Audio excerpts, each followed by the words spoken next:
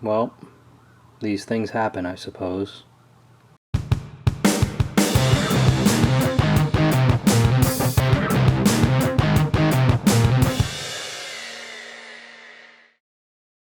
Okay, so it's been a while since I posted anything on TurboStreetCar. As you can see, got a little bit of an issue out there. Got this delivery from Driftmotion. It's going to be some parts that we need to fix that issue. Let's dive into this box, see what we got.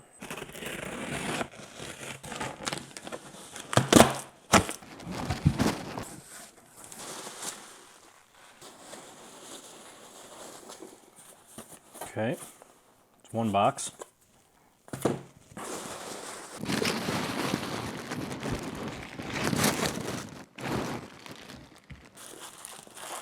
Alright, looks like we got a solid pinion spacer here.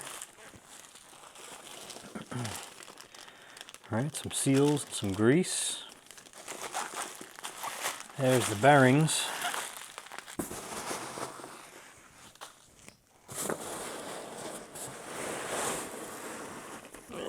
This must be the actual gears. Okay.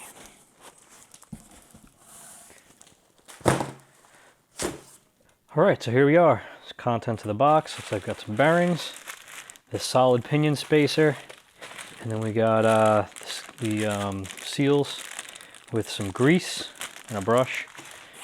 And let's see. So let's start opening these boxes up and see what we got here. This is the first big box. This is the drive shaft flange. So you get an updated drive shaft flange because this spline in here is 29 spline now. So you're going to have a bigger flange for your drive shaft to bolt to. So that's this with the new nut. Okay, and that has it already has the deflector and the oil seal on it. So that's cool. These are going to be the bearings. So we'll tear into these bearings real quick. So that's going to be one of the pinion bearings. It's going to be some shims.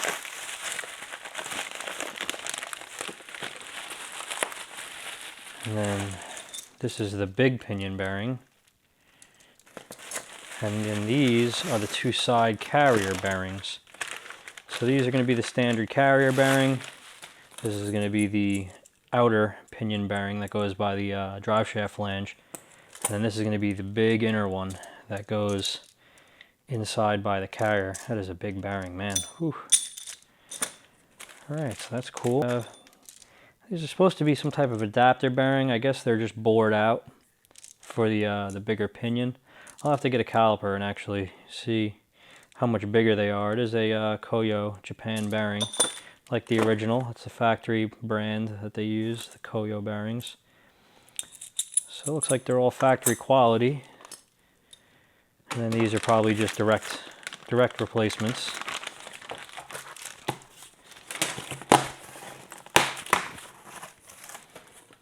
Oh, wow. Nice foam packaging. Alright, well, there's the new ring gear. Looks nice. Nice machining. Looks good. And there's the pinion. Alright. Very nice. Very good. Alright. Like I said, I'm going to have to get some calipers. Apparently these are it's a 29 spline here.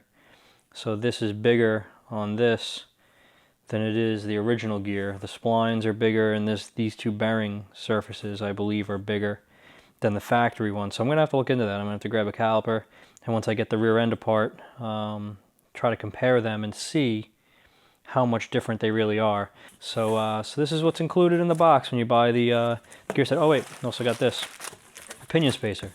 So there's the actual, that's what a solid pinion spacer looks like. And these are some shims. And basically adjust these shims so that you get the right amount of crush on the pinion bearings. And when you squeeze this tighter, if you take shims out, it makes this a smaller length. So when you tighten the pinion bearing, the pinion nut, it actually crushes the bearings together more and puts more preload on them. And then you check that with a torque wrench and make sure that they're not too tight and that they're not binding. But there's that, and then this is the original crush sleeve. So I guess they give you both just in case. Let's see what this is here. Alright, so this is V6 and FJ80 front Toyota solid preload spacer. Okay, so I guess this stuff's made for a V6 and FJ80 front differential. I guess that's what these parts come from, but yeah, so normally instead of this solid piece, you'd have this, and when you tighten the pinion nut, this will actually crush and shrink in length to the right dimension. You tighten the pinion nut, and then you check the preload, and if it's too loose, then you would torque it tighter, and it would crush down on this more, putting more preload on the bearings. And that's pretty much how these originally work from the factory.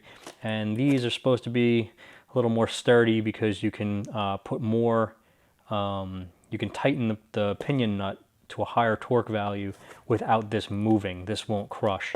So you can more securely fasten the pinion nut and all the pinion bearings and all that whole assembly without having to worry about this deflecting while you're trying to do it. So that pretty much wraps up this unboxing. I'm gonna try to get some footage of tearing apart the rear end, and you know, so yeah, should be able to get some footage of that, and then we'll pick it up over there.